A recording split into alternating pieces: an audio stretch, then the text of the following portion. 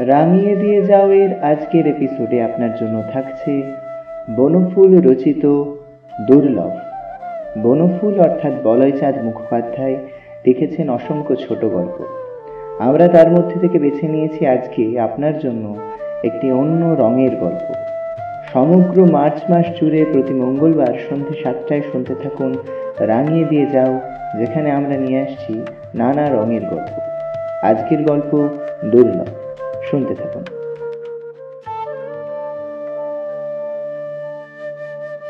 রাজকন্যার ষোড়শ বর্ষে পদার্পণ। তার জন্মোৎসব উপলক্ষে রাজ্যে বিপুল সাড়া পড়েছে। রাজা, রানী, সেনাপতি, পাত্র, মিত্র, প্রজাবৃন্দ সকলেই এই শুভ দিনটিকে সার্থক করবার আগ্রহে আকুল হয়ে উঠেছেন। গ্রামে গ্রামে, নগরে নগরে বসবে সভা। এই বিশেষ দিনের বৈশিষ্ট্যকে স্মরণীয় করে তুলতেই হবে। জয়ধ্বনি মুখরিত শোভাযাত্রার আয়োজন শেষ হবে সর্বত্র। বিচিত্র বর্ণদীপ্ত আলোকোৎসবের জল্পনা চলছে সারা দেশ জুড়ে। সজ্জিত হবে গ্রাম, অলঙ্কৃত হবে নগরী। নানা বর্ণের আলোক ছটায় উদ্ভাসিত হয়ে উঠবে 10 দিক। লক্ষ লক্ষ আতশবাজি মূর্ত করে তুলবে রাজকন্যার যৌবনশ্রী বিস্ময়কর ঊর্ধ্বক্ষেপে অন্ধকার আকাশে। ভুরি ভোজনের ব্যবস্থা হবে অমিত প্রাচুর্যে। দিন দুঃখীরা পাবে মিষ্টান্ন, পরিধেয়, পুরস্কার। সম্মানিত হবেন পূজনীয়গণ। সর্বশ্রেণীর পুরবাসীগণের অপরিমেয় আনন্দ লাভের আয়োজনে উন্মুক্ত থাকবে রাজকোষ। কবিরা রচনা করবেন কাব্য, চিত্রকর খুলে বসবে রঙের পসরা। মুখরিত হয়ে উঠবে গায়কের কণ্ঠে সপ্তসুর, বাদকের হস্তে বাদ্যযন্ত্র। কর্মশিল্পী, পথশিল্পী, আলোকশিল্পী, সভাশিল্পী আমন্ত্রিত হবেন সকলে। প্রতিভার উৎস মুখ হবে অবারিত। অর্থ সচিব আশ্বাস দিয়েছেন উদ্দীপ্ত প্রতিভার মর্যাদা রক্ষিত হবে রাজকীয় বাদান্যতার আকুণ্ঠিত ঔদার্যে। রাজকুমারীর জন্মদিনটি রূপে, রসে, রঙে সার্থক হয় যেন। রাজ অন্তঃপুরে একটি বিশেষ কক্ষে ছোট্ট একটি মন্ত্রণা সভা বসেছে।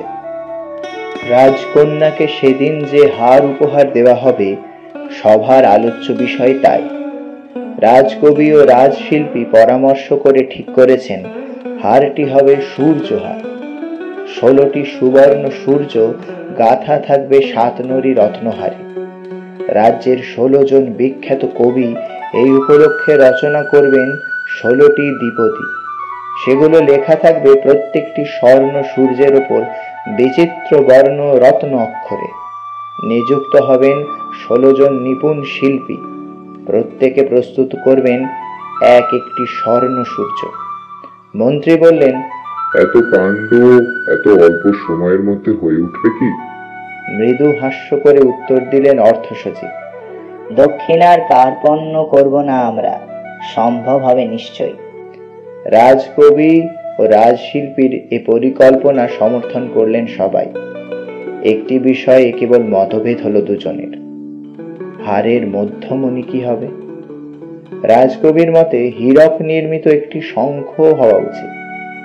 রাজশিল্পীর মতে পদ্মরাগ মণি তৈরি একটি পদ্ম হলেই বেশি মানাবে। ধৈর্য সহকারে উভয় পক্ষের যুক্তি শ্রবণ করে রাজা বললেন, রাজকন্যাকে জিজ্ঞাসা করুন, তার যা পছন্দ তাই হোক। রাজকন্যা ছিলেন সে সভায়, আনত নয়নে শুনছিলেন সব। পিতার কথায় আর অক্তিম হয়ে উঠল তার কর্ণমূল। রাজকবি বললেন, আপনার কি ইচ্ছা বলুন রাজকন্যা। রাজশিল্পী বললেন, হ্যাঁ বলুন। ক্ষণকাল নীরব থেকে রাজকন্যা বললেন, আমার ইচ্ছা একটু অন্যরকম। কি বলুন? সমস্বরে বলে উঠলেন কবি ও শিল্পী। রাজকন্যা বললেন, আমার ইচ্ছা রত্ন না দিয়ে আমার বাগানে যে চাপা গাছটি আছে তারই একটি ফুল দড়িয়ে দেয়া হোক মাঝখানে। এর জন্য প্রস্তুত ছিলেন না কেউ। কিছুক্ষণ নীরবতার পর রাজা শেষে বললেন, বেশ, তাই হোক।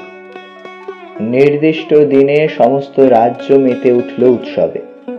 নগরে গ্রামে জয়ধ্বনি মুখরিত শোভাযাত্রা বেরোলো আনন্দ কলরবে। ভাট বৈতালিক গায়কগণ নিজেদের অন্তর উজাড় করে দিলেন বিবিধ বন্দনার বিচিত্র সুরে। তোরণে তোরণে বাজল নভগত। মণ্ডপে মণ্ডপে বসল সভা। নৃত্য করা হলেন নর্তকী, অভিনয় করলেন নট, প্রশস্তি পাঠ করলেন পুরোহিত, ছন্দে ভাবে বিগলিত হলেন কবি। আনন্দ ধ্বনি করে উঠল অভাব মুক্ত দরিদ্রগণ। আশীর্বাদ বর্ষণ করলেন পূজনীয় বর্গ। পথে ঘাটে নদীতে প্রান্তরে পর্বতে সমুদ্রে মূর্ত হয়ে উঠল রাজৈশ্বর্যের অনবদ্য মহিমা লীলা। সূর্যহারের প্রত্যেকটি সূর্য জ্বলজ্বল করে উঠল বিচিত্র শিল্পীদের অক্লান্ত চেষ্টায়। একটি জিনিস কিন্তু হলো না, চাঁপা ফুলটি ফুটল না। কারণ অর্থের লোভে বা প্রয়োজনের তাগিদে ফুল ফোটে না, ফোটে সময় হলে, আপন খুশিতে। গভীর রাত্রি, পূর্ণিমার আলোয় আকাশ বাতাস স্বপ্নাতুর। থেমে গেছে জনতার কোলাহল, নিষ্প্রভ হয়ে গেছে ঐশ্বর্যের আড়ম্বর। ধীর মন্থর পদে রাজকুমারী এসে বসলেন চাপা গাছটির তলায়। অঙ্গে নেই অলংকারের ঝনৎকার, সাধারণ কাপড় পরা, সাধারণ মেয়ে যেন। সামান্য উদ্ভিদটি তুচ্ছ করেছে সমস্ত ঐশ্বর্য আড়ম্বরকে আজ। রাজকন্যা ভিখারিনীর মতো এসে বসলেন গাছতলায়। ধীরে ধীরে মাথা নত হলো, নিমিলিত হলো আঁখি পল্লব। উদ্ভিদের নিগুড় সত্তার সঙ্গে নিজের সত্তাটি মেলাবার আকুল আগ্রহ স্তব্ধ করে দিল তার বাইরের চাঞ্চল্যকে। স্তব্ধ হয়ে নত শিরে বসে রইলেন তিনি। অনেকক্ষণ কেটে গেল, কতক্ষণ তা খেয়াল নেই। টুক করে ওপর থেকে কি যেন পড়ল।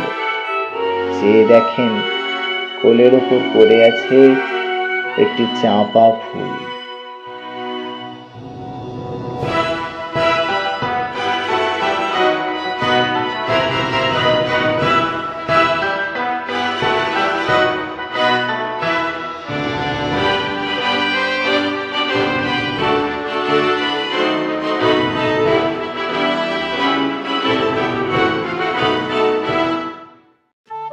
আরও নতুন নতুন গল্প শুনতে সাবস্ক্রাইব করুন আমাদের চ্যানেল গল্পদূতকে।